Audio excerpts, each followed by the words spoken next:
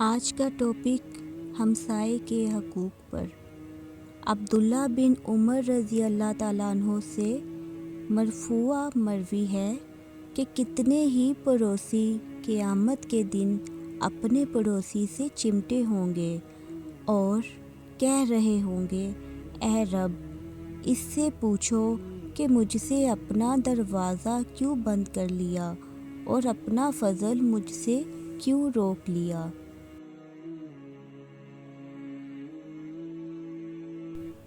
ابو رافع رضی اللہ عنہ نے سعد بن مالک رضی اللہ عنہ کو ایک گھر 400 مسکال میں بیچا اور کہا کہ اگر میں نبی اکرم صلی اللہ علیہ وسلم سے یہ نہ سنا ہوتا کہ پڑوسی حق پڑوس کا زیادہ حقدار ہے تو میں آپ کو یہ گھر نہ دیتا۔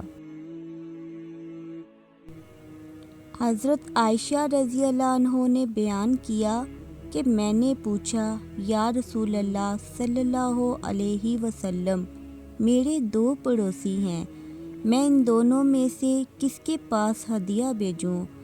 آپ صلی اللہ علیہ وسلم نے فرمایا کہ جس کا دروازہ تجھ سے زیادہ قریب ہو۔ پڑوسی سے بدسلوکی کا انجام۔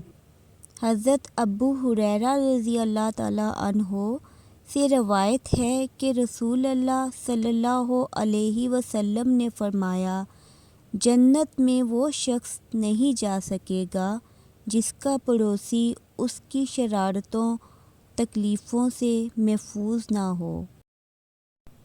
رسول اللہ صلی اللہ علیہ وسلم نے فرمایا کہ اللہ کے نزدیک سب سے بہتر دوست وہ ہے جو لوگوں میں اپنے دوست کے لیے بہتر ہے، اور اللہ کے نزدیک سب سے بہتر پڑوسی وہ ہے جو اپنے پڑوسی کے لیے بہتر ہے۔